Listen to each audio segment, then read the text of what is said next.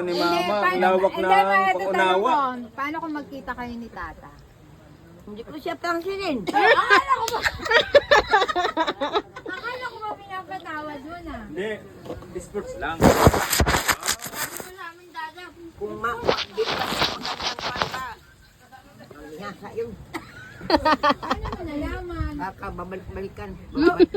Ganda! Ang ganda. Parang naging sweet 16 ulit. So ayaw mo na talaga siya. Ayaw ko na. Sinusukan mo na. Nabura na sa isipan ko. Na may asawa ako. Pero pinapatawad mo na lang. Ang Diyos nga ang patawad ako pa.